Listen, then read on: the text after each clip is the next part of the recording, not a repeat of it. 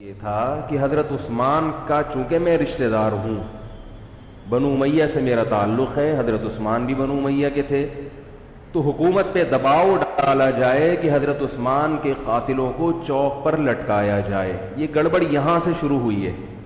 بات آ رہی ہے سمجھ میں؟ حکومت سے مطالبہ ہے کہ حضرت عثمان کے قاتلوں کو چوک پر لٹکایا جائے۔ یہ مطلب نہیں تھا حضرت معاویہ کا کہ حکومت کا اہل میں ہوں، مجھے خلافت دی جائے، میں علی کو نہیں مانتا یا میں علی کو معاذ اللہ برا سمجھتا ہوں، ایسا نہیں تھا۔ آج کل بعض لوگ یہ کہتے ہیں کہ حضرت معاویہ کے حکم سے حضرت علی کو گالیاں دی جاتی تھیں، یہ غلط ہے۔ یاد رکھو عربی کے لفظ کا ترجمہ اردو میں، یہ بہت سے لوگ نا ان کو عربی زبان سے ذرا بھی واقفیت نہیں ہے، چھوٹے چھوٹے بچے آ کے بیٹھ گئے ہیں۔ عربی میں کسی پر اعتراض کرنا، اس کی پالیسیوں کو غلط قرار دینا، اس کو بھی سب و شتم کہا جاتا ہے۔ اردو میں ہر جگہ اس کا ترجمہ گالیاں نہیں ہوتا، گالیوں کا مطلب تو ہمارے ہاں کچھ اور سمجھا جاتا ہے۔ آپ کسی پر اعتراض کر رہے ہو، اس کو تو سب و شتم کہا جائے گا۔ سب و شتم میں گالیاں بھی آتی ہیں، کسی کی پالیسیوں سے اختلاف کرنا، اس کی رائے پر رد کرنا، یہ بھی آتا ہے۔ لیکن اردو میں گالی کا مطلب برا لفظ ہے، گالی کوئی شریف آدمی نہیں دیتا۔ خیر، میں یہ عرض کر رہا تھا کہ حضرت عثمان رضی اللہ تعالی عنہ کے قاتلوں سے قصاص کا دعا کریں، میں جلدی سے اس موضوع کو سمیٹ کے آج ختم کر دوں۔ حضرت عثمان کے قاتلوں سے قصاص لیا جائے۔ حضرت علی رضی اللہ تعالیٰ عنہ کا موقف یہ تھا کہ مدینہ میں حضرت عثمان کے قاتلوں کا جو ٹولہ ہے وہ اتنا مضبوط ہے کہ اگر میں نے ان سب کو پکڑ پکڑ کے لٹکانا شروع کر دیا تو مدینہ میں امن و امان کی صورتحال خراب ہو جائے گی۔ حکومت بھی دہشت گردی کے خلاف جب ایکشن لیتی ہے تو یہ سوچتی ہے نا کہ دہشت گردوں میں کتنی پاور ہے، تمیز سے، طریقے سے۔ اب یہ ایک اختلاف تھا جو بڑھنا شروع ہو گیا۔ اس اختلاف کے پیچھے نہ حکومت کی لالچ، نہ پیسے کی لالچ، نہ دولت، یہ سب الزامات ہیں اسلام دشمنوں کے جو انہوں نے صحابہ پر لگائے ہیں۔ نہ حضرت علی پر کوئی الزام لگایا جا سکتا ہے اس مسئلے میں، نہ حضرت معاویہ پر۔ رائے کا اختلاف ہے، رائے کا اختلاف۔ ابتدا میں حضرت معاویہ کے ساتھ بہت سارے صحابہ تھے، میں یہ تو نہیں کہہ رہا زیادہ، بہت سارے صحابہ، جن میں حضرت عائشہ رضی اللہ تعالی عنہا بھی تھی۔ بعد میں حضرت عائشہ رضی اللہ تعالی عنہا کا موقف تبدیل ہو گیا جب انہوں نے دیکھا کہ اس سے مسئلہ حل ہونے کے بجائے اور بگڑ رہا ہے۔ تو حضرت معاویہ نے حضرت علی کی بیعت سے انکار کیا، کہا کہ جب تک حضرت عثمان کے قاتلوں کو چوک پہ نہیں لٹکایا جاتا میں آپ کے ہاتھ پہ بیعت کرنے کے لیے تیار نہیں ہوں۔ یہ حضرت معاویہ کی رائے تھی۔ حضرت علی کی رائے یہ تھی کہ میرے لیے یہ فی الحال ممکن نہیں ہے، لہذا، اور اس سے ہو کیا رہا ہے، حکومت دو حصوں میں ڈیوائیڈ ہو رہی ہے۔ ان کی رائے یہ تھی کہ حضرت معاویہ رضی اللہ تعالی عنہ کو اپنے اس مطالبے سے دستبردار ہو کر میرے ہاتھ پہ بیعت کر لینی چاہیے۔ اور قرآن کا حکم ہے وَإِن طَائِفَتَانِ مِنَ الْمُؤْمِنِينَ اقْتَتَلُوا فَأَصْلِحُوا بَيْنَهُمَا فَإِن بَغَتْ إِحْدَاهُمَا عَلَى الْأُخْرَى فَقَاتِلُوا الَّتِي تَبْغِي حَتَّى تَفِيءَ إِلَى أَمْرِ اللَّهِ، کہ اگر مسلمانوں کا کوئی فریق بغاوت پہ اتر آئے، حکومت وقت سے لڑائی کرے، قاتل التی تبغی، تو جو طبقہ حکومت کو تسلیم نہیں کر رہا یا حکومت کے خلاف بغاوت کر رہا ہے اس سے قتال کرو۔ حضرت علی کا موقف یہ تھا کہ قرآن مجید کی یہ آیت مجھ سے مطالبہ کر رہی ہے کہ جو لوگ میرے ہاتھ پہ بیعت نہیں ہو رہے جبکہ میری خلافت قائم ہو چکی ہے، تو میں مسلمانوں میں تاکہ اختلاف اور انتشار نہ ہو، میں اس فریق کو تلوار کے زور سے بیعت کرنے پر مجبور کروں۔ بات آ رہی ہے سمجھ میں کہ نہیں آ رہی ہے؟ آج تو پولیس بھی نہیں بلا سکتے، موبائل ہی نہیں ہے بھائی، بند پڑے ہوئے، ورنہ میں پولیس بلوا لیتا آج آپ کو بات سمجھانے کی۔ لیکن میں کہتا ہوں کہ میں پولیس اگر بلواتا، اگر پولیس ہی کو سمجھ میں نہیں آئی، یہ بھی تو بڑا مسئلہ ہے۔ خیر، تو حضرت علی کا موقف یہ تھا. حضرت معاویہ کا موقف یہ تھا کہ حکومت کے خلاف بغاوت غلط ہے نا. جس کو حکومت مان لیا ہو, جب تک میں نے خلیفہ مانا ہی نہیں ہے تو میرا یہ عمل بغاوت نہیں کہلائے گا. یہ اختلاف رائے ہے, اور یہ اختلاف صحابہ میں بھی ہوا ہے, تابعین میں بھی ہوا ہے, ائمہ مجتہدین میں بھی ہوا ہے, اور آج تک ہوتا آ رہا ہے. اس قسم کے اختلافات مکمل ختم نہیں ہو سکتے. یہ صحابہ میں بھی ہوا ہے. قرآن و حدیث کو سمجھنے کا اختلاف کہا جاتا ہے اس کو. اور اس اختلاف کے بارے میں نبی صلی اللہ علیہ وسلم کی صحیح حدیث ہے, اذا اجتہد المجتہد فإن أصاب فله أجران وإن أخطأ فله أجر واحد. جب کوئی مجتہد اجتہاد کرتا ہے, کیا مطلب, قرآن و حدیث کو سمجھنے کی کوشش کرتا ہے, اگر وہ صحیح نتیجے پر پہنچ جائے تو اس کو 2 اجر ملتے ہیں, اگر غلط نتیجے پر پہنچے تو بھی 1 اجر ملتا ہے اس کو, اس لیے کہ اس کے بس میں جو تھا وہ اس نے کر لیا. اب پیغمبر تو موجود نہیں ہے جو آگے بتائیں گے کہ یہ صحیح کر رہا ہے, یہ غلط کر رہا ہے. میں نے اپنے ایک استاد سے ایک مرتبہ پوچھا کہ حضرت یہ علماء میں جب اختلاف ہوتا ہے کسی مسئلے میں تو عوام بڑی پریشان ہوتی ہے, کیا کریں ہم؟ انہوں نے فرمایا کہ عوام کو یہ بتاؤ کہ ہم پیغمبر نہیں ہیں اور ہم پیغمبر سے براہ راست مسئلہ پوچھ نہیں سکتے. ہمارے پاس جو قرآن و سنت ہے اور جو فقہائے کرام نے اس قرآن و سنت کی تشریح کی ہے, جو فقہ کی کتابیں ہیں, ہم اس میں دیکھتے ہیں. اب اس میں 2 علماء کی رائے میں اگر اختلاف ہو جائے تو اس اختلاف کو ختم کرنے کا ہمارے پاس کوئی راستہ نہیں ہے. نبی ہوتے تو ہم پوچھ لیتے. جب راستہ نہیں ہے تو بھائی اللہ کے نبی نے فرما دیا کہ جو تمہارے بس میں ہے وہ کر لو. اگر درست بات تک پہنچ گئے ڈبل اجر, نہیں پہنچے تو بھی اجر. اس میں ہمیں بتا دیا کہ اسلام پر عمل کے لیے اتنا کافی ہے کہ جو تمہاری استطاعت میں ہے وہ کر لو. نہیں آئی بات سمجھ میں؟ اب یہ اختلاف چھوٹے مسائل میں بھی ہو سکتا ہے اور بڑے مسائل میں بھی ہو سکتا ہے. تیسری بھی ایک جماعت تھی. یہ 2 اختلاف تو پتہ چل گئے نا, حضرت علی کا موقف, حضرت معاویہ کا موقف. ایک تیسری جماعت تھی جو یہ کہتی تھی کہ نہ ہم حضرت علی کا ساتھ دیں گے نہ حضرت معاویہ کا, کیونکہ دونوں مسلمان ہیں, دونوں لڑ رہے ہیں, مسلمانوں کو ہم لڑتا ہوا نہیں دیکھ سکتے. ان کا موقف تھا, حضرت علی رضی اللہ تعالیٰ عنہ ایک صحابی کے پاس گئے اور ان سے کہا کہ آپ میری جماعت میں شامل ہوں اور اہل شام کے خلاف میرے ساتھ مل کے لڑیں. وہ صحابی گئے کہ لکڑی کی تلوار اٹھا کے لائے.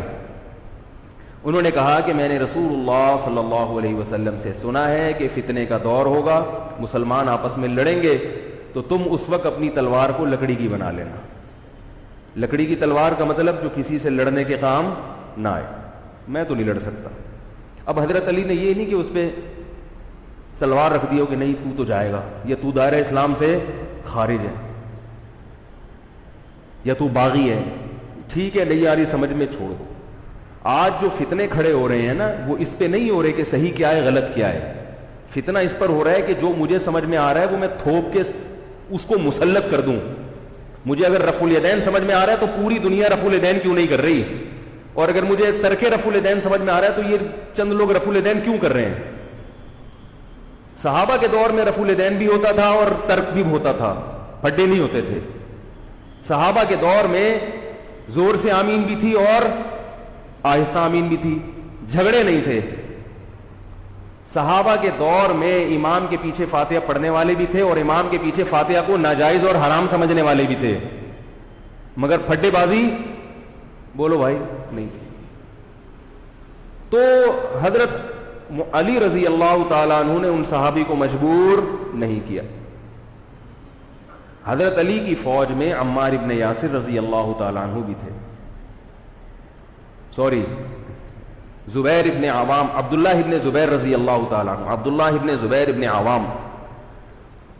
حدیث میں آتا ہے کہ جب جنگ صفین میں, جنگ جمل میں دونوں فوجیں آمنے سامنے کھڑی ہوئی ہیں, زبیر ابن عوام رضی اللہ تعالیٰ عنہ نے تقریر کی, اہل شام سے خطاب کر کے کہا کہ اے اہل شام, ہم جانتے ہیں کہ تمہارے ساتھ محمد صلی اللہ علیہ وسلم کی زوجہ ہیں حضرت عائشہ, جو ہمارے موقف سے متفق, یہ صحیح بخاری کی روایت ہے, جو ہمارے موقف سے متفق نہیں ہے لیکن ہے نبی کی بیوی, اور ساتھ کس کا دے رہی ہیں, تمہارا. اب اعتدال دیکھیں صحابہ کی رائے میں. فرمایا اللہ کی قسم ہم یہ جانتے ہیں کہ جیسے وہ دنیا میں نبی کی زوجہ تھیں جنت میں بھی نبی کی زوجہ ہوں گی، اگرچہ وہ اس معاملے میں ہمارے خلاف ہیں مگر اس کی وجہ سے ہم ان کے جنتی ہونے کا انکار نہیں کر سکتے۔ کیا مطلب؟ ان کی سمجھ میں جو آ رہا ہے وہ اس کے حساب سے کر رہی ہیں، لیکن ہماری سمجھ میں ان کی بات نہیں آ رہی۔ کیوں؟ اس لیے فرمایا کہ ہم یہ دیکھ رہے ہیں کہ اللہ ہمیں نبی کی زوجہ عائشہ رضی اللہ تعالی عنہا کے ذریعے آزما رہا ہے کہ تم نبی کی زوجہ کو دیکھتے ہو یا قرآن کے حکم کو دیکھتے ہو۔ قرآن کہہ رہا ہے کہ خلیفہ کے خلاف بغاوت نہیں ہو سکتی، کائنم من کان، بغاوت کرنے والا کوئی بھی کیوں نہ ہو، تو نہ چاہتے ہوئے بھی ہم تمہارے خلاف آگے کھڑے ہوئے ہیں۔ خدا کی قسم اس آزمائش میں ہمیں کس نے ڈالا ہے؟ اللہ نے ڈالا ہے۔ وہ لوگ جو حضرت عائشہ رضی اللہ تعالی عنہا پر تہمتیں لگاتے ہیں، جو حضرت معاویہ کو برا بھلا کہتے ہیں، وہ لوگ حضرت علی اور ان کے ساتھیوں سے سبق کیوں نہیں سیکھ لیتے؟ ایک مرتبہ میرے پاس ایک سوال آیا، سوال کرنے والے نے حضرت معاویہ کی شان میں گستاخی کا پورا ایک باب باندھا ہوا تھا۔ اس نے کہا کہ جس نے نبی کے داماد کے خلاف تلوار اٹھائی وہ اسلام میں معاذ اللہ کیسے ہو سکتا ہے، اور ایسے برے برے القاب کہ میں زبان پہ بھی نہیں لا سکتا۔ میری عادت ہے شارٹ کٹ جواب دینے کی، گلویلے دی تے پھل موسم دا، اتنا ٹائم تھوڑی ہے کہ ہر آدمی کے سوال کو لے کے بیٹھ جائیں۔ میں نے کہا آپ کے جواب میں اتنا کافی ہے کہ یہ وہ الزامات ہیں کہ جس کے خلاف تلوار اٹھائی اس نے بھی یہ الزامات نہیں لگائے، مدعی سست اور گواہ چست۔ نہیں آ رہی میرا خیال ہے بات؟ جو حضرت علی کے ساتھ تھے انہوں نے تو یہ کچھ حضرت معاویہ کے خلاف نہیں کہا، انہوں نے وہ تو پھر بھی جنتی مان رہے ہیں، ایک دوسرے کی نماز جنازہ میں شریک ہو رہے ہیں، مال غنیمت کو تقسیم نہیں کر رہے، ایک دوسرے کی عورت پہ ہاتھ نہیں اٹھا رہے، احترام کر رہے ہیں، ایک دوسرے کے پیچھے جنگ ختم ہونے کے بعد نمازیں پڑھی جا رہی ہیں۔ اللہ تعالیٰ نے یہ مثال صحابہ کی قائم کی ہے دنیا کو دکھانے کے لیے کہ ان میں اتنا بڑا اختلاف ہو کہ تلواریں بھی چل جائیں تو وہ اختلاف بھی حدود سے تجاوز نہیں کرتا، اور ہمارے چھوٹے چھوٹے اختلافات میں کیا ایک دوسرے کے خلاف بہتان تراشیاں اور زبان درازیاں ہوتی ہیں۔ تو یہ اختلاف تھا حضرت علی اور حضرت معاویہ کا، جس میں تین فریق تھے۔ ایک حضرت علی تھے، ان کا موقف یہ تھا کہ میرے لیے تلوار اٹھانا واجب ہے۔ حضرت علی کے ساتھ جو لوگ تھے ان کا بھی یہ موقف تھا۔ حضرت معاویہ کا یہ موقف تھا کہ میں باغیوں کی فہرست میں آتا نہیں ہوں۔ کیوں نہیں آتا؟ اس لیے نہیں آتا کہ میں نے خلافت کو تسلیم نہیں کیا، اور ان کے ساتھ بھی صحابہ کرام کی ایک جماعت تھی۔ اور تیسرا موقف، بہت سارے صحابہ یہ تھے جو کہتے تھے ہم کسی کا ساتھ نہیں دیں گے، دونوں طرف مسلمان ہیں، ہماری تلوار سے کسی مسلمان کا خون ہو ہم یہ برداشت نہیں کر سکتے۔ ہماری رائے یہ ہے، اہل سنت والجماعت کی رائے یہ ہے کہ یہ ان تینوں فریقوں میں جو برحق تھے وہ حضرت علی تھے، کیونکہ حکومت تھی ان کے پاس۔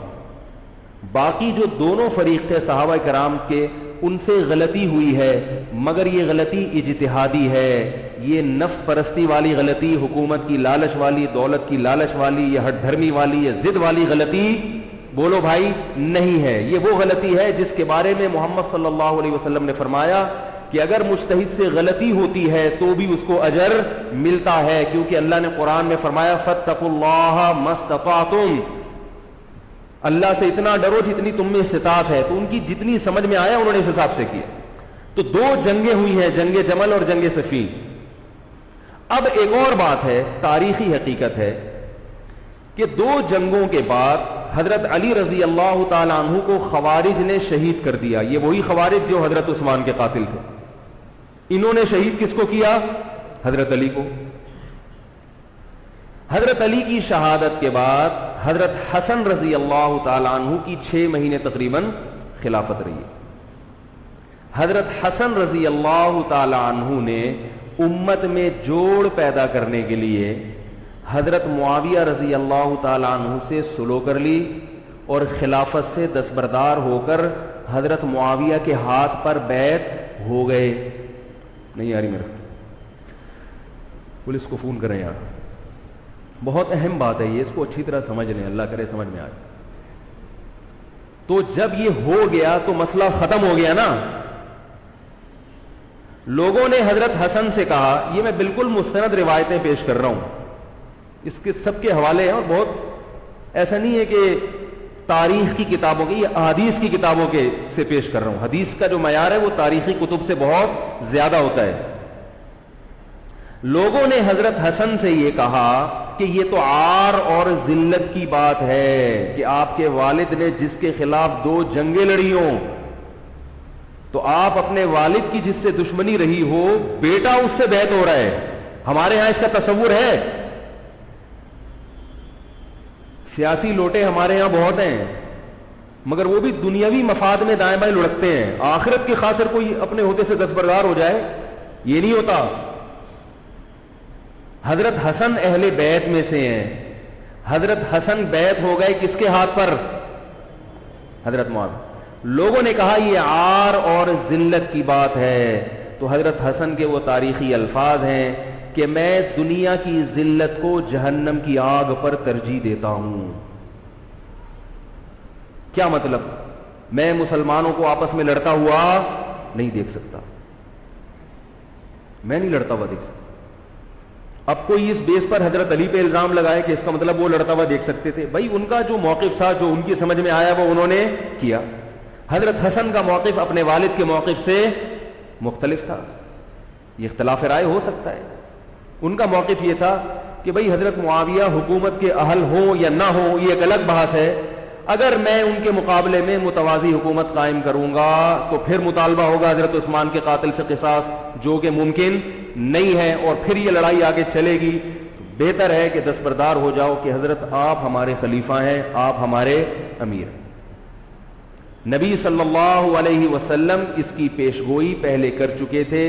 حضرت حسن رضی اللہ تعالیٰ عنہ کے بارے میں فرما چکے تھے کہ اللہ میرے اس بیٹے کے ذریعے مسلمانوں کے 2 فریق میں صلح پیدا کریں.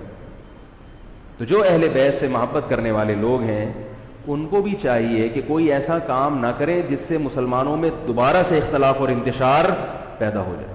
جوڑ کی اہمیت شریعت میں زیادہ ہے. اب جب حضرت معاویہ کی خلافت قائم ہوئی ہے, حضرت معاویہ نے حضرت حسن رضی اللہ تعالی عنہ کے اکرام میں کوئی کسر نہیں چھوڑی. اس پر متواتر روایات ہیں کہ حضرت معاویہ جتنا حضرت حسن کا اکرام کیا کرتے تھے اتنا کسی کا اکرام نہیں کرتے تھے. بہت زیادہ آپ کو عزت دی حضرت معاویہ رضی اللہ تعالیٰ عنہ نے. حضرت معاویہ کے بعد یزید کی خلافت قائم ہوئی ہے, حکومت قائم ہوئی ہے. حضرت معاویہ صحابی رسول تھے. بہت سارے صحابہ کو آپ کے طریقہ حکومت پر اعتراض تھا, کیونکہ بہرحال باقاعدہ سلیکشن نہیں ہوئی تھی. لیکن پھر بھی صحابہ کرام نے, جب حضرت حسن بیعت ہو گئے تو باقی کس کو اعتراض کا ہوگا. پھر حضرت معاویہ رضی اللہ تعالیٰ عنہ کے دور میں بہت جہاد ہوا ہے. اسلامی خلافت, ہمارا جو بر صغیر میں اسلام آیا ہے اس کا بہت بڑا حصہ حضرت معاویہ کے دور میں اسلام آیا ہے. حضرت معاویہ کے بعد جب یزید خلیفہ بنا ہے مسلمانوں کا, تو بہت سارے صحابہ نے یزید کے ہاتھ پہ, بہت سارے تو نہیں, چند صحابہ نے یزید کے ہاتھ پر بیعت کرنے سے انکار کر دیا. وہ اتنے تھوڑے صحابہ ہیں جن کو انگلیوں پہ گنا جا سکتا ہے, جن میں حضرت حسین بھی تھے, حضرت حسن نہیں, حضرت حسن کے بھائی, بولو بھائی, حضرت حسین. جمہور صحابہ کا موقف یہ تھا کہ یزید کا طریقہ خلافت اگرچہ غلط ہے, طریقہ حکومت اگرچہ غلط ہے, مگر رسول اللہ صلی اللہ علیہ وسلم کی صحیح احادیث موجود ہیں. نبی صلی اللہ علیہ وسلم نے فرمایا, صحیح بخاری کی حدیث ہے, اسمعوا واطیعوا ولو سلط علیکم رجل حبشی کأن رأسہ ذبیبہ. آپ صلی اللہ علیہ وسلم نے فرمایا, سنو اور اطاعت کرو اگرچہ تم پر کوئی حبشی غلام مسلط کر دیا جائے جس کا سر کشمش کی طرح پچکا ہوا ہو. کیا مطلب؟ سلیکشن نہیں ہوئی بلکہ زبردستی مسلط ہو گیا کسی بھی طرح سے, اور جو مسلط ہوا وہ کسی بھی لحاظ سے حکومت کرنے کا اہل نہیں ہے, غلام ہے. غلام کبھی بھی حکومت کا اہل نہیں ہوتا, اور غلام بھی حبشی, کالا کلوٹا, گوروں سے جس کو ویسے ہی تبھی نفرت ہو, بھائی ہم سارے سفید ہیں اور یہ ایک بلیک کہاں سے آ گیا دوسری قوم کا آدمی. انسان دوسری قوم کے آدمی کو قبول نہیں کرتا, قوم بھی دوسری, اور فرمایا شکل بھی اچھی نہیں ہے. بھائی حاکم کم از کم شکل کا اچھا ہو تو اطاعت کرتے ہوئے مزہ آتا ہے, شکل بھی اچھی نہ ہو تو آدمی کہتا ہے یار اس کی مانوں میں, عجیب سا ہے یہ فطرت ہے انسان کی. لوگ کوشش کرتے ہیں امام لائے تو شکل بھی اچھی ہو اس کی, یہ کوشش کرتے ہیں لوگ, امام میں پتہ نہیں کیا کیا دیکھ رہے ہوتے ہیں. تو کیا ہے, شکل بھی اچھی نہیں ہے اور عقل بھی نہیں ہے, سر پچکا ہوا ہے کس کی طرح, کشمش کی طرح. صحیح ہے بخاری کی حدیث. مطلب یہ کہ کسی بھی لحاظ سے نہ لک وائز اچھا لگ رہا ہے آپ کو, نہ اس کے اندر صلاحیتیں, مگر مسلط ہو گیا, کسی نے بھی مسلط کر دیا, تو آپ نے فرمایا اب اس کے خلاف بغاوت نہیں کرنی, اس کی اطاعت کرنی ہے. آپ کہیں گے یہ کیسا حکم ہے بھائی اسلام کا, ایک آدمی نا اہل ہے مگر اس کی مان کے چلو تو مروا دے گا. یہ اس لیے اسلام نے حکم دیا ہے کہ اس کے پاس پاور تھی تو مسلط ہوا ہے نا, کیا خیال ہے بھائی. تو اب جب اس کے خلاف چلو گے تو اس سے وہ ہٹنے والا نہیں ہے, وہ خون خرابہ کر دے گا, قتل و غارت کرے گا اور فساد پیدا کر دے گا وہ. کیونکہ اگر وہ کمزور ہوتا تو خلیفہ بنتا نہیں. وہ خلیفہ کی, حاکم کی ڈیفینیشن کیا ہے, جس کے پاس قوت نافذہ ہو. ایک دن ایک صاحب کہنے لگے مسلم لیگ کے دور میں, جنرل مشرف کے دور میں اس کو نہیں مانتا, میں اس کو نہیں مانتا. میں نے کہا آپ کے ماننے نہ ماننے سے کچھ نہیں ہوتا, وہ مسلط ہو گیا ہے, جس طریقے ہیلی کاپٹر سے آیا ہو یا فرشتے اس کو لائے ہوں. کیونکہ حاکم کی جو ڈیفینیشن ہے کہ جس کے پاس قوت نافذہ ہو. قوت نافذہ اردو کا گاڑا لفظ ہے. قوت نافذہ کہتے ہیں کہ جب وہ کچھ کہتا ہو تو کر کے دکھا سکتا ہو, چاہے فوج کے ذریعے, چاہے پولیس کے ذریعے, چاہے کسی بھی طریقے. ایک آدمی کو پوری قوم نے سلیکٹ کر لیا مگر اس کی سنتا کوئی نہیں ہے, وہ کچھ کہتا ہے تو اس کے منہ سے الفاظ نکل کے ہوا میں تحلیل ہو جاتے ہیں, چلتی کسی اور کی ہے, وہ جو کہتا ہے کر کے دکھا دیتا ہے. تو اصل حاکم کون ہے, جو کہتا ہے اور کر کے دکھا دیتا. اب یہ ایک الگ بحث ہے کہ یہ ظالم ہے, یہ غلط طریقے سے آیا ہے, اس پر بحث ہو سکتی ہے کہ جب یہ غلط طریقے سے آیا ہے تو اس کو قانون کے دائرے میں رہ کے ہٹانے کی کوشش کی جائے. لیکن مسلح بغاوت کرنا, اس کے خلاف بندوق اٹھانا, اس کے خلاف تلوار اٹھانا, اس کی شریعت نے اجازت نہیں دی. میں یہ نہیں کہہ رہا کہ اس کی مخالفت کی اجازت نہیں دی. نبی صلی اللہ علیہ وسلم نے فرمایا سب سے بہترین جہاد ظالم بادشاہ کے سامنے حق بات کہنا ہے. کہنے کی حد تک آپ کو مخالفت کی اجازت ہے کہ بھئی یہ جو وزیر اعظم کا بیان آیا ہے یہ بیان ملک کا بیڑا غرق کر دے گا, ان کی پالیسیاں صحیح, جیسے آج کل ہو رہا ہے کہ اخباروں میں کالم نگار اپنی اپنی رائے لکھتے ہیں حکمرانوں کے بارے میں, لکھنے کی حد تک, بولنے کی حد تک ہے. آپ مسلح دستہ لے کے بغاوت کرنے پر آ جائیں, اس کی شریعت نے اجازت, بول لو بھائی کچھ نہیں ہوتا. یہ قرآن اور سنت سے بات ثابت ہے, اس کی شریعت نے اجازت نہیں دی ہے. کیونکہ آپ یہ کریں گے تو اللہ نے دنیا کو اسباب کے ساتھ جوڑا ہوا ہے. آپ کے پاس کچھ بھی نہیں ہے, نہ آپ کے پاس ٹینک ہے, نہ آپ کے پاس آرمی ہے, نہ آپ کے پاس پولیس ہے, آپ کے پاس صرف جذبہ ہے. خالی جذبہ اگر کارآمد ہوتا تو نوح علیہ الصلوۃ والسلام اور آپ کے ساتھ جو 40 افراد تھے ان میں بہت جذبہ تھا, مگر ایک طرف پوری دنیا تھی. اللہ نے جہاد کا حکم نہیں دیا.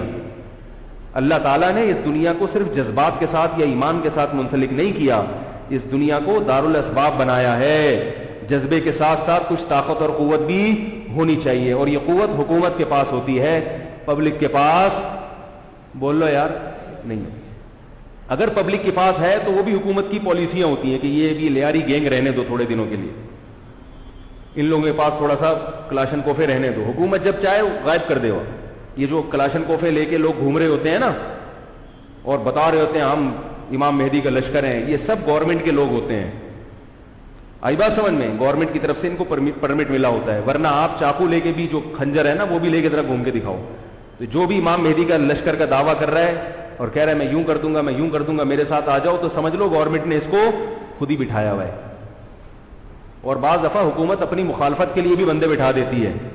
یہ ایجنسی والے بڑے ہوشیار ہوتے ہیں, یہ اپنی مخالفت کے لیے پبلک بندوں کو خرید کے بٹھاتے ہیں کہ تم آرمی کے خلاف اور ایجنسیوں کے خلاف تقریریں کرو اور جہاد کا اعلان کرو.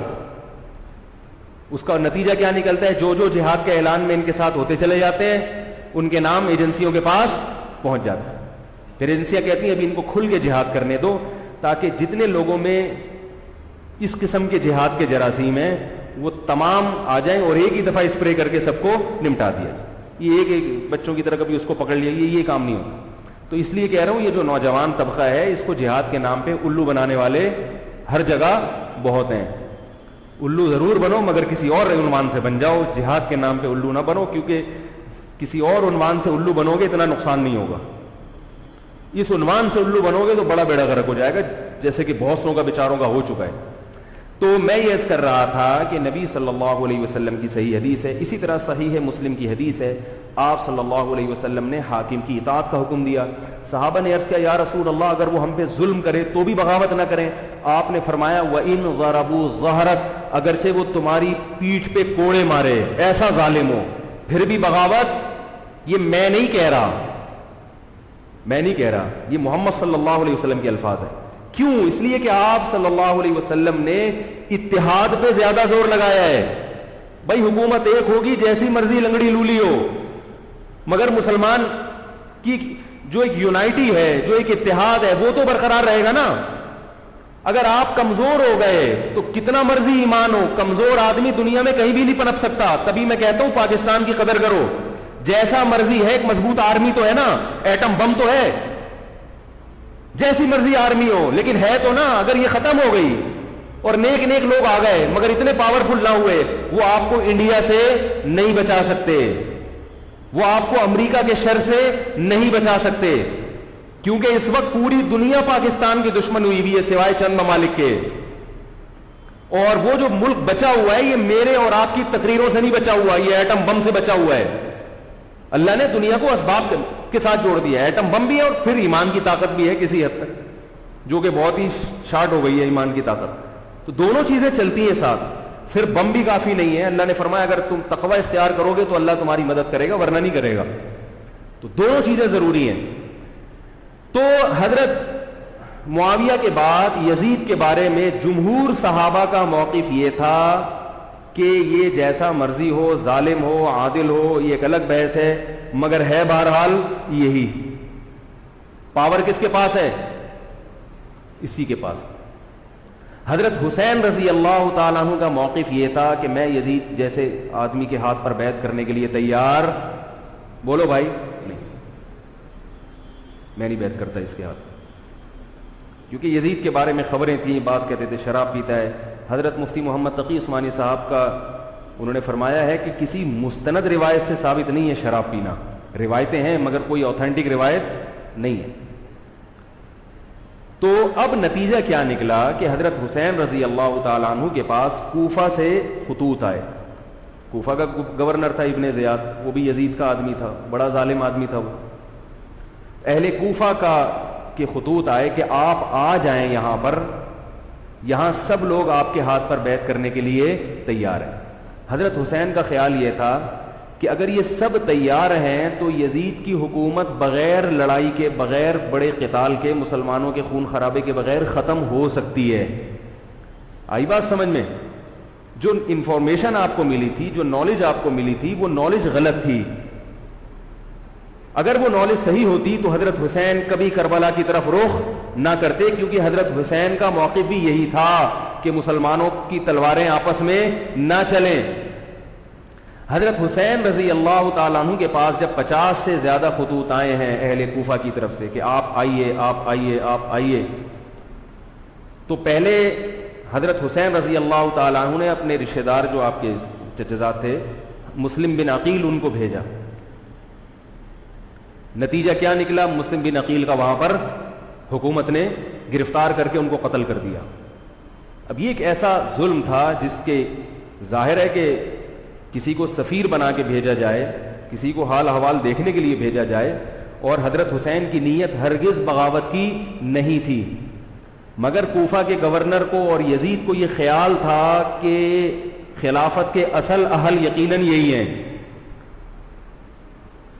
کہیں ایسا تو نہیں ہے کہ یہ امیر بننا چاہتے ہیں, یہ خلیفہ بننا چاہتے ہیں. ایک خوف اس کے دل میں بیٹھ گیا تھا, ایک لاشعور میں خوف ہوتا ہے نا انسان کے دل میں بیٹھ جاتا ہے کہ آپ 100 دفعہ بھی کہیں بھی میری یہ نیت نہیں ہے, مگر وہ ڈر رہا ہوتا ہے کہ یار یہ کچھ کر نہ لیں. تو جب مسلم بن عقیل کو شہید کیا گیا، حضرت حسین رضی اللہ تعالی عنہ جا چکے تھے.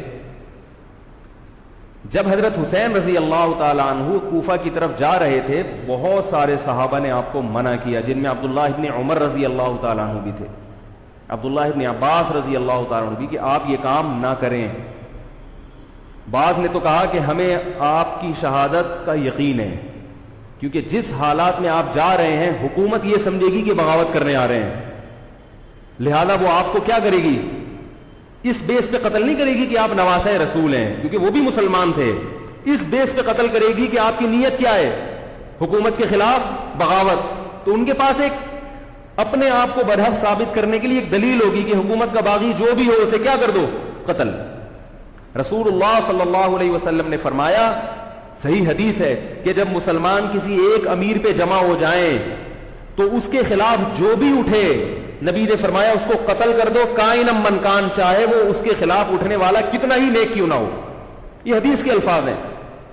حضرت حسین کا موقف یہ تھا کہ میں نے ابھی تک یزید کی خلافت اور حکومت کو تسلیم نہیں کیا، لہذا میں اس وعید میں داخل نہیں ہوں.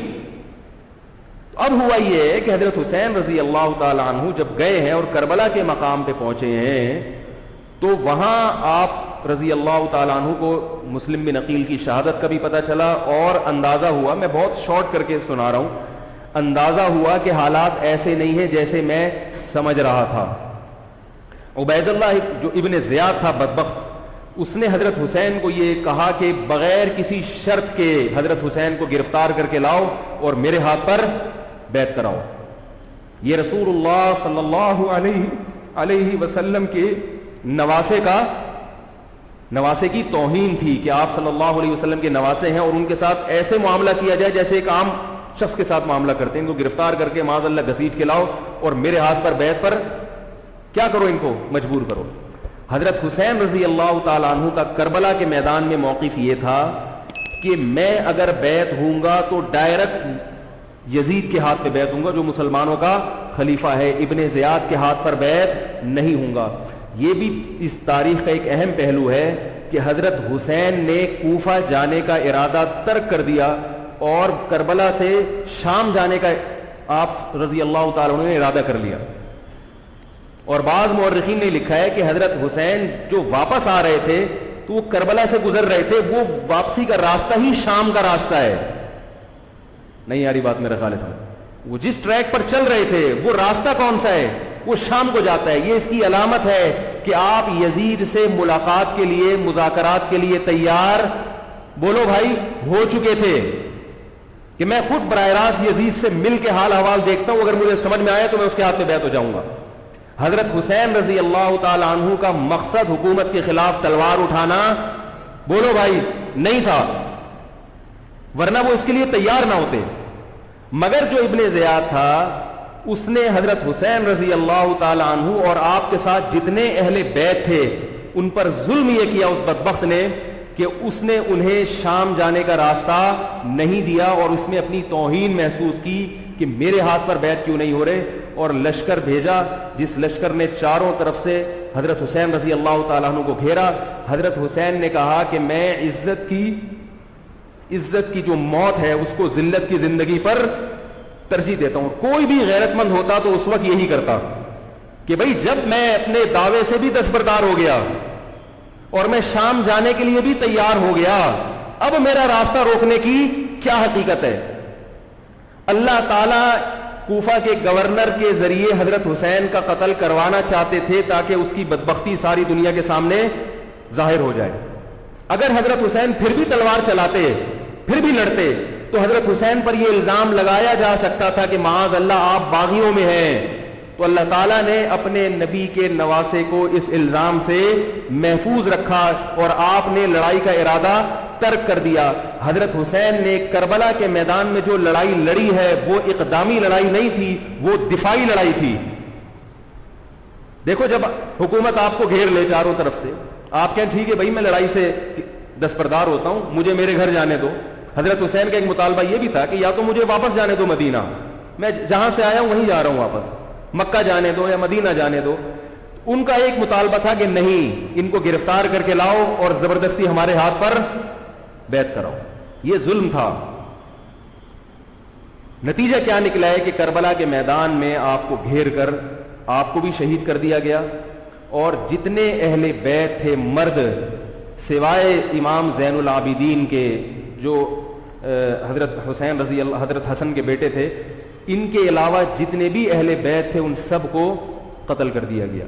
اور یہ اسلامی تاریخ پر ایک بدنما داغ ہے یہ واقعہ کہ ایک اسلامی حکومت تھی اور اس کے اسلامی حکمران تھے، اور ان حکمرانوں کے ہاتھوں محمد صلی اللہ علیہ وسلم کے نواسے کا سر جو ہے وہ گردن اڑائی گئی ہے. مجھ سے خدا کی قسم یہ الفاظ ادا نہیں ہو رہے، میں اپنے جذبات پہ بہت زیادہ کنٹرول کر رہا ہوں. وہ منظر کیا ہوگا کہ جب نبی صلی اللہ علیہ وسلم کے نواسے آپ صلی اللہ علیہ وسلم کے نواسے کی گردن اڑائی گئی ہو. تو یہ بہت ایک اسلامی تاریخ میں ایک بدترین واقعہ ہے. لیکن بات یہ ہے کہ جب یہ واقعہ ہو گیا اور قتل کر دیا گیا، باقی جتنے بھی جو زندہ بچے تھے اہل بیت وہ یزید کے پاس لے جائے گئے. روایات میں آتا ہے کہ یزید نے ان کا اکرام کیا اور ان کو عزت کے ساتھ تحفے تحائف دے کر واپس کیا. یہ جو کربلا کے واقعات میں جو ظلم کی داستانیں اضافی بیان کی جاتی ہیں، اس کا مستند تاریخی روایات سے کوئی ثبوت بولو بھائی نہیں ملتا. اب لوگوں نے اپنی دکانیں چمکا لی ہیں، پانی نہیں تھا، کئی دنوں سے کھانا نہیں ملا. صحیح روایات سے ثابت ہے کہ حضرت حسین رضی اللہ تعالیٰ عنہ کربلا کے میدان میں وضو کر کے نماز پڑھتے تھے تو پانی تھا تو، اور بعض نے یہ کہا کہ اہل بیت کی عورتوں کی عزتیں اچھالی گئی ہیں. آپ اس طرح کی باتیں کر کے اہل بیت سے محبت کا اظہار کر رہے ہو یا ان کی توہین کر رہے ہو؟ بولو بھائی. اگر کوئی عزت دار پاک دامن عورت ہو، بالفرض اس کی عزت پہ ڈاکہ ڈلتا ہے بالفرض، تو آپ اس بات کو چھپاؤ گے نا، آپ جھوٹ بولو گے، بولو گے نہیں بھائی اس کی عزت پہ کوئی آنچ نہیں آئی ہے. کیونکہ جب عورت کی عزت کو آپ کوئی تار تار کر دے اور آپ ممبر پہ بیٹھ کے اس کو بتا دو تو وہ عزت تار تار ہونے سے اتنی بے عزتی نہیں ہوگی جتنی اس بات کو بیان کرنے سے اس کی بے عزتی ہوگی. حقیقت یہ ہے کہ کسی مستند روایت سے ثابت نہیں ہے کہ اہل بیت کی عورتوں کی عزتوں کو اچھالا گیا. وہ نبی کے گھرانے کی عورتیں تھیں، ان کا ناخن بھی کوئی نامحرم مرد نہیں دیکھ پاتا تھا. دوپٹہ اتر گیا زینب کا اور زینب کی چادر چھن گئی، یہ سب غلط ہے، یہ سب من گھڑت باتیں ہیں. چونکہ وہ بہرحال مسلمان تھے جو حضرت حسین کے خلاف لڑ رہے تھے، ظالم تھے، اس میں کوئی شک نہیں ہے. اس سے بڑا ظلم اس کائنات میں ہوا نہیں ہوگا کہ ایک شخص جو اپنے آپ کو مسلمان کہتا ہے اور وہ نبی کے نواسے کو قتل کر دے اور اہل بیت کو قتل کر دے. اسلامی سیاست میں اتنی گندی تاریخ ہمیں کبھی بھی نہیں ملتی.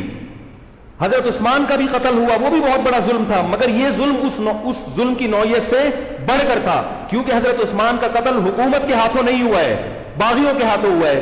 یہاں حضرت حسین کا قتل کس کے ہاتھوں ہوا ہے؟ حکومت کے ہاتھوں ہوا ہے، جس پر لوگ بیعت کر چکے تھے. تو یہ اسلامی تاریخ میں ایک بہت بڑا بدنما داغ ہے، مگر اس کو بیان جس انداز سے کیا جاتا ہے اور جتنے قصے کہانیاں من گھڑت سنائے جاتے ہیں ان کا حقیقت سے تعلق نہیں ہے. ہماری نظر میں چاہے پانی بند کیا ہو یا نہیں کیا ہو، کھانا ملا ہو یا نہیں ملا ہو، ہماری نظر میں حضرت حسین رضی اللہ تعالی عنہ کا سر قلم کر دینا ہی کائنات کا بدترین ظلم ہے. یہی ایسا ظلم ہے کہ جس پر جتنا غم کیا جائے کم ہے. غم منایا نہیں، غم کیا جائے. منانا الگ چیز ہے، غمزدہ ہونا الگ چیز ہے. لیکن جو آگے اس میں تڑکا لگایا جاتا ہے اس کا حقائق سے تعلق بولو بھائی نہیں ہے. یہ دکانیں ہیں جو چمکائی، اس میں سب برابر ہیں، شیعہ بھی سنی بھی. بہت سارے سنی علماء بھی کربلا کے واقعے کو بہت ہی بھیانک انداز سے بیان کرتے ہیں، اور مقصد کیا ہوتا ہے؟ پبلک کو رلانا. ایک رونا وہ ہوتا ہے جو خود سے آئے، اور ایک رونا ہوتا ہے باقاعدہ آپ کو آرڈر پہ رونے کے لیے اور رلانے کے لیے بلایا جائے. وہ رمضان میں میں نے بتایا تھا نا کہ میں نے ختم قرآن پہ دعا کی تو مجھے رونا آ گیا، بہت زیادہ رونا آیا. اگلے دن ایک صاحب کہنے لگے مولوی صاحب آج بھی ایسی ایک دعا ہو جائے. میں نے کہا میں آرڈر پہ نہیں روتا، میں آرڈر پہ نہیں روتا. اب تو آ بھی رہا ہوگا تو نہیں آئے گا. نہ انسان کسی کے مشورے سے ہنس سکتا ہے اور نہ انسان کسی کے مشورے سے اگر آپ کسی کے مشورے پہ رو رہے ہیں اس کا مطلب ڈرامے بازی. آپ کو فلم کا ایکٹر ہونا چاہیے, آپ کو ڈرامے جوائن کرنے چاہیے, وہاں آپ اچھے چل سکتے ہیں. جیسے کہ ہمارے ایک مشہور اسکالر ہیں, ان کے بارے میں لوگ یہ کہتے ہیں ان کو فلموں میں ہونا چاہیے تھا, پتہ نہیں یہ جیو پہ کیوں آ رہے ہیں. وہ آرڈر پہ روتے بھی ہیں, آرڈر پہ. اب چونکہ یوٹیوب کا دور ہے, میں پہلے جو کربلا کے واقعات جو لوگ بیان کرتے ہیں ان کی تقریریں نہیں سنتا تھا.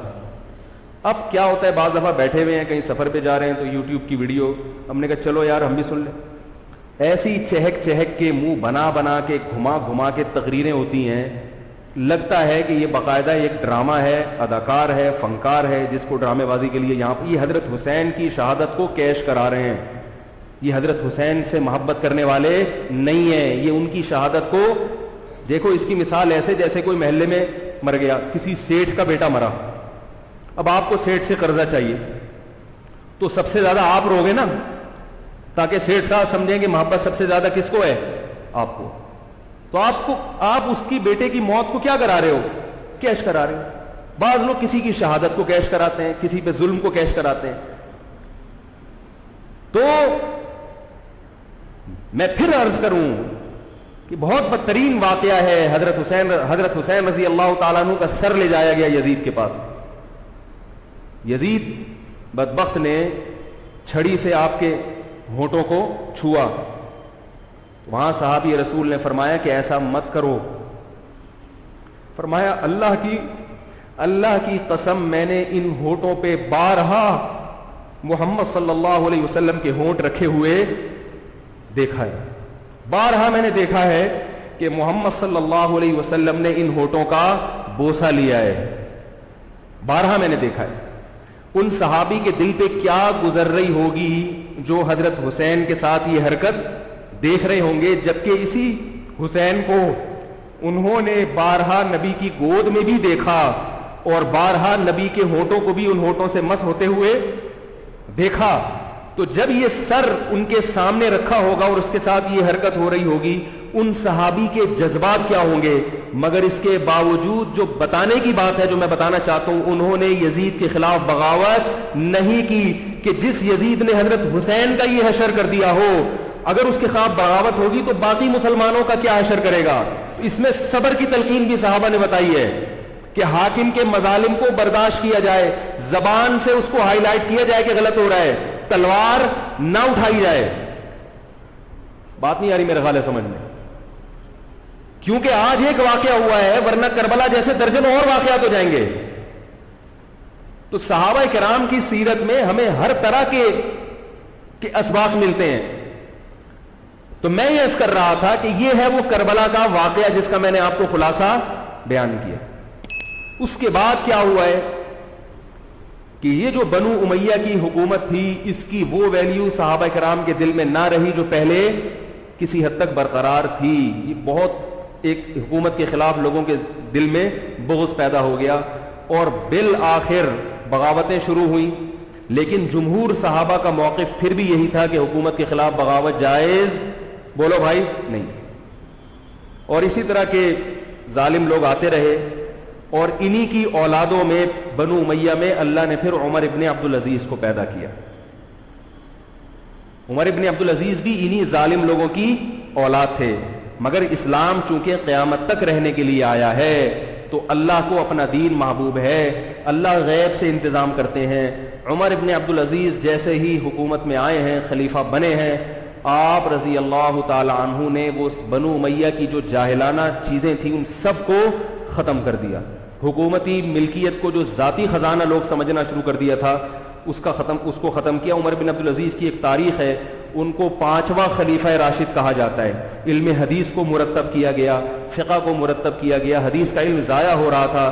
آپ نے حکم دیا کہ اکتب ما کان من حدیث رسول اللہ صلی اللہ علیہ وسلم فإنی اخاف ضیاع العلم والعلماء.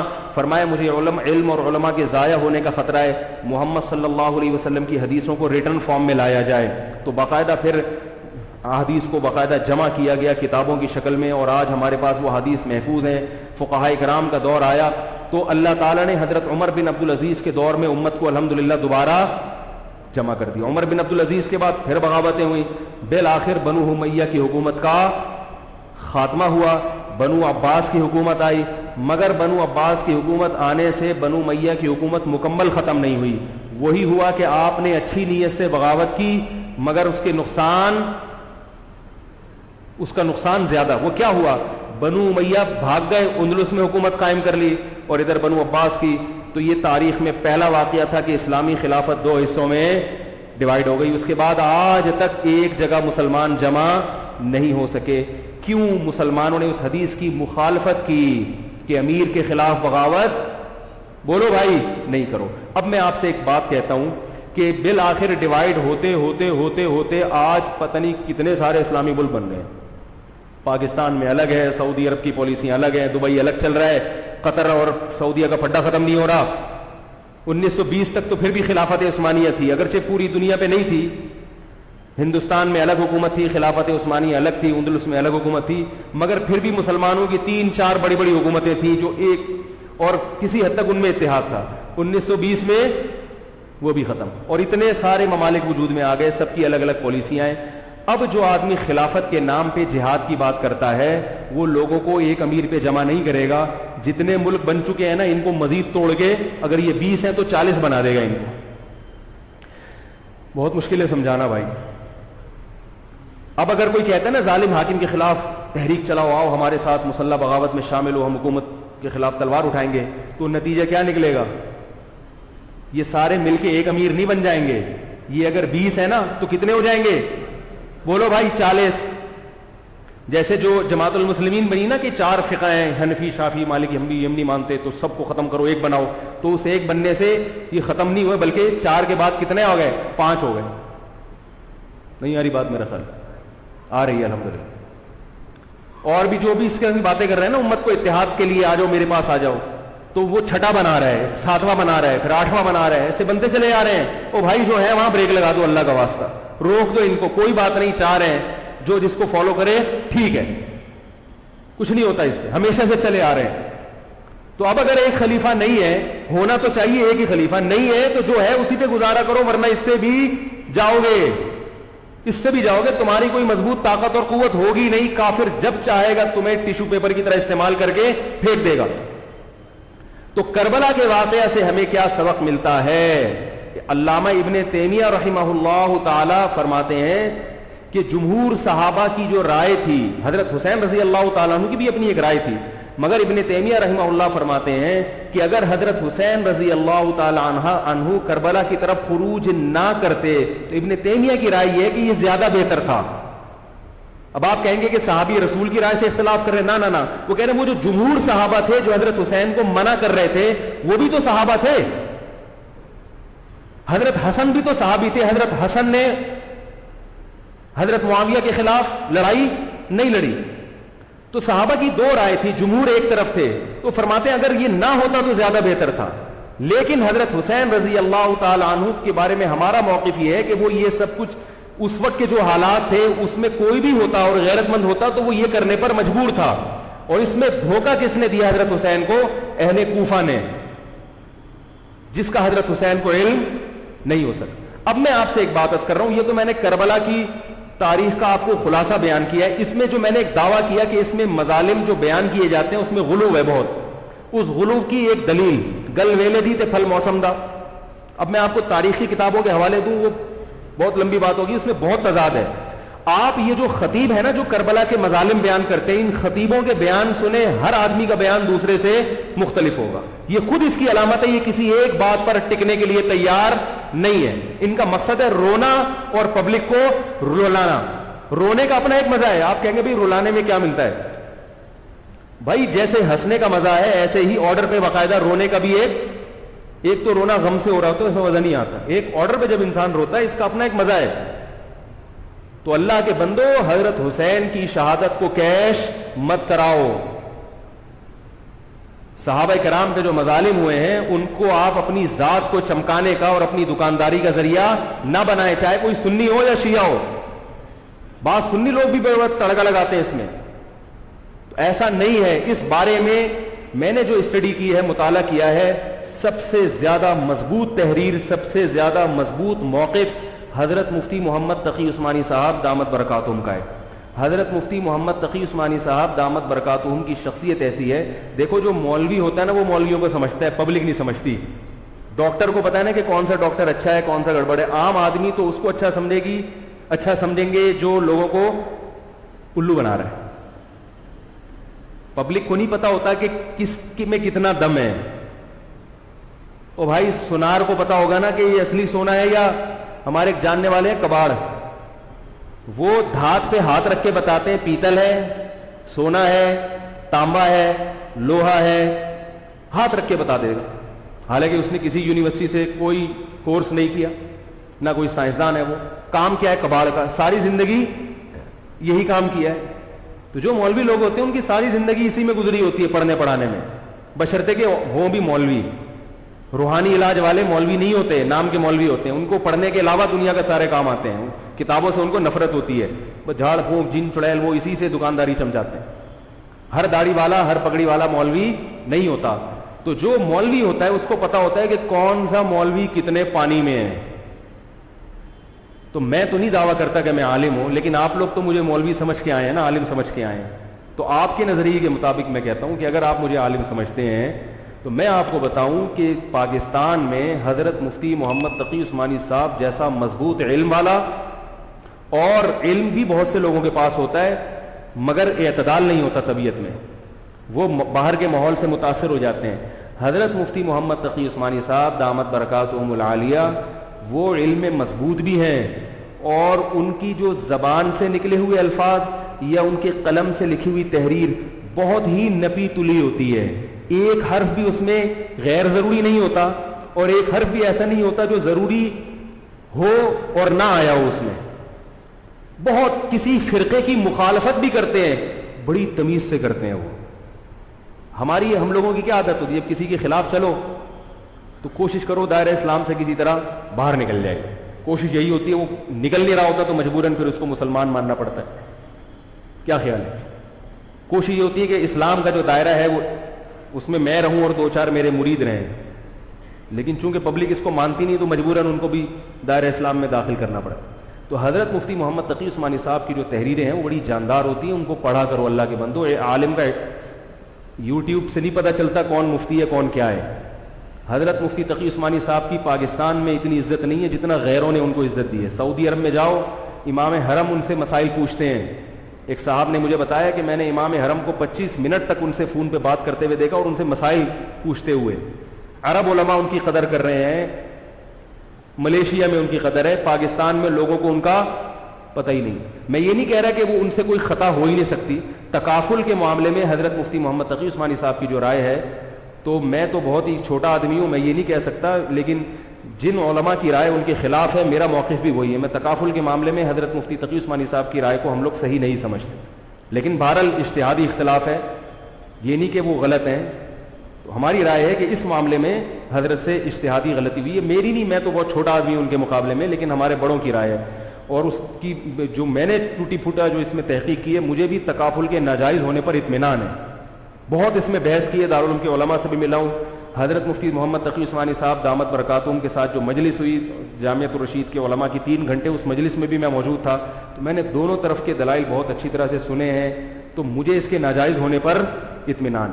لیکن مسئلہ اختلافی ہے، تو جب بڑے حضرات میں جو بڑے علماء ہیں ان میں جب اختلاف ہوتا ہے تو پھر عوام کو چاہیے کہ جس کی رائے پہ ذل زیادہ مائل ہو رہا ہے اس کی رائے کو فالو کر لے، کسی دوسرے پر اعتراض نہ کرے. بات آ رہی ہے سمجھ میں؟ انشورنس کا متبادل ہے نا تکافل، پاک قطر تکافل، یا یہ سب میری رائے میں یہ سب ناجائز ہے. اس پر میں کبھی بیان کروں گا کیوں ناجائز ہے. تو بیان تو نہیں کرنا چاہیے، ان اختلافی مسائل کو ممبر پہ نہیں لانا چاہیے، لیکن یہ کہ اب ہر عالم تک اپنی بات پہنچانا بڑا مشکل ہے. تو میں چاہتا ہوں ایک بیان ایسا ہو تاکہ علماء تک بات پہنچ جائے. پھر علماء جب دونوں طرف کے دلائل رکھ کے فیصلہ کر لیں گے جس عالم کی جو رائے بنے، تاکہ دوسرا پہلو سامنے آ جائے. ابھی تو صرف جواز کا پہلو لوگوں کے سامنے آ رہا ہے، عدم جواز والا نہیں آ رہا. تاکہ دونوں پہلو آئیں، پھر علماء کی جو رائے بنے گی، جو جس کی رائے کو فالو کرتا ہے، ٹھیک ہے بھائی. تو میں یہ کر رہا تھا، حضرت مفتی محمد تقی عثمانی صاحب بہت بڑے عالم ہیں، ان کی قدر کر لیں. ان کی تحریریں بڑی معتدل ہوتی ہیں اور ان کی رائے بہت ہی معتدل ہوتی ہے اور بہت مدلل ہوتی ہے. تو کربلا کے بارے میں، یزید کے بارے میں جو حضرت مفتی محمد تقی عثمانی صاحب کی رائے ہے وہ وہی ہے جو میں نے آپ کے سامنے بیان کی ہے. بات آ رہی ہے؟ نہیں آ رہی میرا خیال. تو میں یہ نہیں کہہ رہا کہ میں نے ان کی تقلید میں یہ سب بیان کیا ہے، بلکہ جو مطالعہ کیا تو اس کے بعد ان کی رائے بہت زیادہ جاندار لگی ہے. اور یہ جو میں عرض کر رہا ہوں نا کہ یہ جو کربلا کے واقعات بیان کیے جاتے ہیں، ہر خطیب کا بیان دوسرے خطیب سے مختلف ہے. یہ خود اس کی علامت ہے کہ دال میں کچھ کالا کالا ہے. یہ ایک جگہ ٹکتے کیوں نہیں ہیں؟ تو اب میں ایک بات عرض کروں. اسی طرح یزید کے بارے میں لوگ سوال پوچھتے ہیں یزید کیا، تو یزید کے بارے میں بھی دونوں طرف ہماری رائے کے حساب سے غلو ہے. یزید کے دور میں حضرت حسین کا قتل یقیناً ہوا ہے، مگر کسی ایک مستند روایت سے یہ ثابت نہیں کہ یزید نے حکم دیا تھا حضرت حسین کو قتل کرنے کا. یہ کہیں بھی روایت میں ثابت نہیں آ رہی میرا خیال ہے. کوفہ کے گورنر کے حکم سے قتل ضرور ہوا ہے، لیکن کیا یزید نے اس کا آرڈر دیا تھا؟ اس کا کسی مستند روایت میں ثبوت بولو بھائی نہیں ملتا. لیکن اس بنیاد پہ یزید کو رحمت اللہ علیہ کہنا یہ بھی غلط ہے. ٹھیک ہے، یزید کے بارے میں کسی مستند روایت سے نہیں ملتا کہ اس نے قتل کا حکم دیا تھا یا قتل کروایا تھا، لیکن قتل ہونے کے بعد یزید نے اس گورنر کے خلاف ایکشن نہیں لیا. حضرت عثمان کے قاتلوں کے بارے میں تو یہ تھا کہ ان کو لٹکایا جائے، حضرت حسین کے قاتلوں کو کیوں نہیں لٹکایا؟ نہیں یاری بات سمجھ. تو یہ جرم بھی ہے کہ حکومت، ممکن ہے یزید کہہ سکتا ہو کہ میرے بس میں نہیں ہے، کہہ سکتا ہو کہ میرے بس میں نہیں ہے. تو بھائی آپ کے بس میں اگر نہیں ہے تو حضرت علی کے بس میں بھی نہیں تھا حضرت عثمان کے قاتلوں سے قصاص لینا. تو اس لیے یزید کو بالکل معصوم قرار دینا یہ بھی غلط ہے. وہ مجرم تھا، لیکن اس کو اتنا لعنتی قرار دے دینا کہ گویا حضرت حسین کو اس نے قتل کرایا تھا، اس کا بھی کسی تاریخی مستند روایت سے ثبوت نہیں ملتا. لہذا صحیح بات یہ ہے کہ نہ لعنت اللہ علیہ کہو نہ رحمت اللہ علیہ کہو. خام خواہ میں فضول چیزوں میں پڑھنے کی بولو بھائی ضرورت کیا ہے؟ قیامت کے دن آپ سے یزید کے بارے میں سوال، میرے سے کسی نے پوچھا کہ یزید کے بارے میں آپ کیا کہتے ہیں. میں نے کہا آپ کو جاپان کے جو بھی صدر ہے اس کے بارے میں پتہ ہے؟ چائنا کے بارے میں پتہ ہے؟ وہ کہہ رہے وہ تو کافر ہیں. میں نے کہا چلو مسلمانوں کے علامہ اقبال کے بارے میں پوری رپورٹ ہے آپ کے پاس. تاریخ میں لاکھوں شخصیات ایسی ہیں جن کے بارے میں آپ کو نہیں پتا. تو یزید کے بارے میں بھی اگر نہیں پتا ہو تو میرا خیال ہے کوئی پریشان ہونے کی ضرورت نہیں ہے. تو یہ کربلا ایک واقعہ تھا، ایک اسلامی تاریخ میں ایک بدترین واقعہ رونما ہوا اور یہ واقعہ ختم ہو گیا. ہمیں جو قرآن اور سنت نے جس بات کا حکم دیا ہے ہمیں وہ کرنا ہے. بات آ رہی ہے سمجھ میں؟ ہمیں کیا کہا ہے؟ نماز قائم کرنی ہے، اسلام کے 5 ارکان ہیں. کربلا کا واقعہ دنیا میں وجود میں آتا تو بھی 5 نمازیں پڑھنی تھیں، وجود میں نہیں آتا تو بھی 5 نمازیں پڑھنی. باقی حضرت حسین کی شہادت اس لیے بھی ہوئی ہے کہ اللہ کے نبی نے ان کو شہید قرار دے دیا تھا. تو اللہ تعالیٰ نے آپ کو اس منصب تک پہنچانا تھا جس منصب کی گواہی محمد صلی اللہ علیہ وسلم دے چکے. بعض دفعہ کوئی مقصد نہیں ہوتا، ایک مقصد ہوتا ہے کسی کو اونچے درجے تک پہنچانا. غزوہ احد میں 70 صحابہ شہید ہوئے. اللہ نے اس کی حکمت یہ بھی بیان کی وَيَتَّخِذَ مِنْكُمْ شُهَدَاءَ، اللہ تم میں سے بہت سو کو شہادت کے درجے پر فائز کرنا چاہتا. تو حکومت تھی، حضرت حسین رضی اللہ تعالیٰ عنہ کو اللہ تعالیٰ نے شہادت کے مرتبے پر پہنچایا اور ظالم حکمرانوں کے مرتبے کو گھٹانا. تو یہ کام ہو چکا. اب ہمیں کیا کرنا ہے؟ ہمیں جو قرآن اور سنت ہے اس کو فالو کرنا ہے.